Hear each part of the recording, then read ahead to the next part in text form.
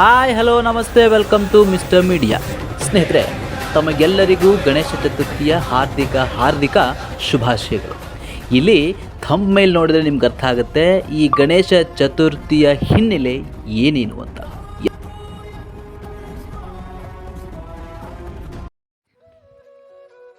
ಒಂದಾನೊಂದು ಕಾಲದಲ್ಲಿ ಪಾರ್ವತಿ ದೇವಿ ತನಗೆ ಯಾವಾಗಲೂ ಜೊತೆಗಿರುವ ತನ್ನ ಮಾತನ್ನು ಕೇಳುವ ಮಗುವಿನ ಹಂಬಲವನ್ನು ಮಾಡಿಕೊಂಡರು. ಅವಳು ಸ್ನಾನಕ್ಕೆ ಸಿದ್ಧಗೊಳ್ಳುವಾಗ ದೇಹದ ಮೇಲಿನ ಹಳದಿ ಮತ್ತು ಚಂದನದ ಲೇಪವನ್ನು ತೆಗೆದುಕೊಂಡು ತನ್ನ ಭಕ್ತಿಯ ಶಕ್ತಿಯಿಂದ ಆ ಮಿಶ್ರಣದಿಂದ ಒಬ್ಬ ಬಾಲಕನ ರೂಪವನ್ನು ತಯಾರಿಸಿದಳು. ಅವನಲ್ಲಿ ಪ್ರಾಣವನ್ನು ತುಂಬಿದಳು. ಹೀಗೆ ದೇವಿಯು ಕರುಣೆಯಿಂದ ದೈವಿಕ ಶಿಶು ಜನಿಸಿದಳು. ಅವನೇ ಗಣೇಶ. ಪಾರ್ವತಿ ದೇವಿ ಮಗನಿಗೆ ಹೇಳಿದರು, ನೀನು ನನ್ನ ಮಗ, ನಾನು ಸ್ನಾನ ಮಾಡುವವರೆಗೂ ಯಾರನ್ನೂ ಒಳಗೆ ಪ್ರವೇಶಿಸಬೇಡ. ಗಣೇಶನು ಮಾತು ಕೇಳಿ ಬಾಗಿಲಲ್ಲಿ ನಿಂತು ಧೈರ್ಯವಾಗಿ ಕಾವಲು ಕಾಯಲು ಶುರು ಮಾಡಿದನು. ಅದೇ ಸಮಯದಲ್ಲಿ ಶಿವನರು ಕೈಲಾಸಕ್ಕೆ ವಾಪಸ್ ಬಂದರು. ಒಳಗೆ ಹೋಗಲು ಯತ್ನಿಸಿದಾಗ ಆ ಚಿಕ್ಕ ಬಾಲಕ ಅವನನ್ನು ತಡೆದರು. ಶಿವನು ಆಶ್ಚರ್ಯದಿಂದ ಕೇಳಿದರು, ಯಾರು ನೀನು ನನ್ನ ಮನೆಗೆ ತಡೆಯೋದು? ಆದರೆ ಗಣೇಶನು ಅಮ್ಮನ ಮಾತಿಗೆ ನಿಷ್ಠೆಯಿಂದ ಬಾಗಿಲಲ್ಲೇ ನಿಂತ ಇದ್ದನು.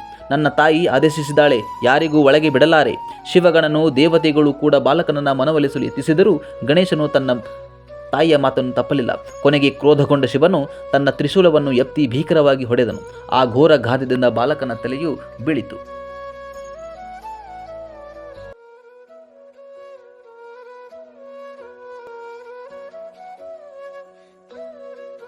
ಸ್ನಾನ ಮುಗಿಸಿ ಹೊರಬಂದ ಪಾರ್ವತಿ ತನ್ನ ಮಗನ ಶರೀರವನ್ನು ನೋಡಿ ಅಳತೊಡಗಿದಳು. ದುಃಖದಿಂದ ಭೂಮಿಯನ್ನೇ ನಡುಗಿಸಿದಳು. ದೇವತೆಗಳೆಲ್ಲ ಹೆದರಿದು ಶಾಂತಿ ತರಲು ಶಿವನು ತಕ್ಷಣ ಆಜ್ಞಾಪಿಸಿದರು, ಈಗಲೇ ಉತ್ತರ ದಿಕ್ಕಿಗೆ ಹೋಗಿ ಮೊದಲು ಸಿಕ್ಕ ಜೀವಿಯ ತಲೆಯನ್ನು ತೆಗೆದುಕೊಂಡು ಬನ್ನಿ. ಅವರ ಗಣಗಳು ಹೋಗಿ ಒಬ್ಬ ಆನೆಯ ತಲೆ ತಂದುಕೊಟ್ಟರು. ಶಿವನು ಅದನ್ನು ಗಣೇಶನ ದೇಹಕ್ಕೆ ಅಳವಡಿಸಿ ಪ್ರಾಣವನ್ನು ತುಂಬಿದರು. ಹೀಗೆ ಆನೆಯ ತಲೆಯೊಂದಿಗೆ ಪುನರ್ಜನಿಸಿದರು. ಇಂದಿನ ನಮ್ಮ ವಿಘ್ನಹರ ಗಣೇಶ. ಪ್ರಾಚೀನ ಕಾಲದಿಂದಲೇ ಗಣೇಶ ಪೂಜೆ ಮನೆಗಳಲ್ಲಿ ನಡೆಯುತ್ತಿತ್ತು. ಆದರೆ 17ನೇ ಶತಮಾನದ ವೇಳೆಗೆ ಮಹಾರಾಷ್ಟ್ರದಲ್ಲಿ ಮೊಘಲ್ ದಾಳಿ ಹೆಚ್ಚಾಗಿತ್ತು. ಜನರ ಒಗ್ಗಟ್ಟು ಅಗತ್ಯವಾಗಿತ್ತು. ಅಂತಹ ಸಮಯದಲ್ಲಿ ಛತ್ರಪತಿ ಶಿವಾಜಿ ಮಹಾರಾಜರು ಜನರನ್ನು ಒಂದುಗೂಡಿಸುವ ನಿಟ್ಟಿನಲ್ಲಿ ಗಣೇಶ ಚತುರ್ಥಿಯನ್ನು ಸಾರ್ವಜನಿಕವಾಗಿ ಉತ್ಸವವಾಗಿ ಪ್ರಾರಂಭಿಸಿದರು.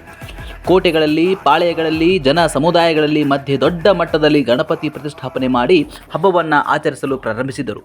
ಇಂದಿಗೂ ನಾವು ಎಲ್ಲರೂ ದೊಡ್ಡ ದೊಡ್ಡ ಪೆಂಡಾಲ್ಗಳಲ್ಲಿ ಮನೆಗಳಲ್ಲಿ ಗಣೇಶನ ಪ್ರತಿಷ್ಠಾಪಿಸಿ ಆಚರಿಸುತ್ತೇವೆ. ಈ ಸಂಪ್ರದಾಯ ಬೇರುಗಳು ಛತ್ರಪತಿ ಶಿವಾಜಿ ಮಹಾರಾಜರಿಂದಲೇ ಆರಂಭವಾಗಿದ್ದವು ಎನ್ನುವುದು ನಮಗೆಲ್ಲರಿಗೆ ಹೆಮ್ಮೆಯ ವಿಚಾರ. ಪ್ರಾಚೀನ ಕಾಲದಿಂದಲೇ ಗಣೇಶ ಪೂಜೆ ಮನೆಗಳಲ್ಲಿ ನಡೆಯುತ್ತಿತ್ತು. ಆದರೆ 1890ನೇ ದಶಕದಲ್ಲಿ ಭಾರತದಲ್ಲಿ ಬ್ರಿಟಿಷರ ಆಳ್ವಿಕೆ ಗಟ್ಟಿಯಾಗಿತ್ತು. ಜನರಿಗೆ ಸಾರ್ವಜನಿಕವಾಗಿ ಸೇರಿ ಚರ್ಚಿಸುವ ಸ್ವಾತಂತ್ರ್ಯ ಕೂಡ ಇರಲಿಲ್ಲ. ಆ ಸಮಯದಲ್ಲಿ ಲೋಕಮಾನ್ಯ ಬಾಲಗಂಗಾಧರ ತಿಲಕ್ ಅವರಿಗೆ ಒಂದು ಚತುರ ಆಲೋಚನೆ ಬಂತು. ಅವರು 1893ರಲ್ಲಿ ಗಣೇಶನ ಚತುರ್ಥಿ ಹಬ್ಬವನ್ನು ಸಾರ್ವಜನಿಕವಾಗಿ ಉತ್ಸವವನ್ನಾಗಿ ಘೋಷಿಸಿದರು. ಕೇವಲ ಮನೆಗಳಲ್ಲಿ ಸೀಮಿತವಾಗಿದ್ದ ಗಣೇಶ ಪೂಜೆಯನ್ನು ಬೃಹತ್ ಪೆಂಡಾಲ್ಗಳಲ್ಲಿ ಎಲ್ಲ ಜನರು ಸೇರಿ ಮಾಡುವಂತೆ ಪ್ರಾರಂಭಿಸಿದರು. ಇದು ಜನರಲ್ಲಿ ಭಕ್ತಿ, ದೇಶಭಕ್ತಿ ಹಾಗೂ ಒಗ್ಗಟ್ಟನ್ನು ಮೂಡಿಸಿತು. ಇಂದಿಗೂ ಭಾರತದೆಲ್ಲೆಡೆ, ವಿಶೇಷವಾಗಿ ಮಹಾರಾಷ್ಟ್ರದಲ್ಲಿ ಗಣೇಶೋತ್ಸವವನ್ನು ಅದ್ಧೂರಿಯಾಗಿ ಆಚರಿಸಲಾಗುತ್ತಿದೆ. ಲಕ್ಷಾಂತರ ಜನರು ಒಟ್ಟಾಗಿ ಸೇರಿ ಹಬ್ಬವನ್ನು ಆಚರಿಸುತ್ತಿದ್ದಾರೆ. ಪೂಜೆ ಮಾತ್ರವಲ್ಲ, ಇಂದಿನ ಗಣೇಶೋತ್ಸವವು ಒಂದು ಸಾಂಸ್ಕೃತಿಕ ಹಬ್ಬವಾಗಿದೆ. ಭಜನೆಗಳು, ನೃತ್ಯ, ನಾಟಕ, ಸಂಗೀತ ಕಾರ್ಯಕ್ರಮಗಳು ನಡೆಯುತ್ತಿವೆ. ಮಕ್ಕಳು, ಯುವಕರು, ಹಿರಿಯರು ಎಲ್ಲರೂ ಸೇರಿ ಸಂಭ್ರಮಿಸುತ್ತಿದ್ದಾರೆ. ಇದು ಸಾಮಾಜಿಕ ಒಗ್ಗಟ್ಟಿಗೆ ಒಂದು ಉತ್ತಮ ಉದಾಹರಣೆಯಾಗಿದೆ. ಇತ್ತೀಚಿನ ವರ್ಷಗಳಲ್ಲಿ ಒಂದು ದೊಡ್ಡ ಬದಲಾವಣೆ ಎಂದರೆ ಅದುವೇ ಪರಿಸರ ಸ್ನೇಹಿ ಗಣಪತಿ. ಇದು ಆಧುನಿಕ ಗಣೇಶೋತ್ಸವದ ಒಂದು ಸಕಾರಾತ್ಮಕ ಹೆಜ್ಜೆಯಾಗಲಿ. ವಿಡಿಯೋ ಇಷ್ಟವಾದರೆ ಲೈಕ್ ಮಾಡಿ, ಸ್ನೇಹಿತರಿಗೆ ಶೇರ್ ಮಾಡಿ. ಇನ್ನಷ್ಟು ಸುಂದರ ವ್ಲಾಗ್ಗಳಿಗಾಗಿ ನಮ್ಮ ಚಾನೆಲ್ ಸಬ್ಸ್ಕ್ರೈಬ್ ಮಾಡುವುದನ್ನು ಮರಿಬೇಡಿ. ಧನ್ಯವಾದಗಳು.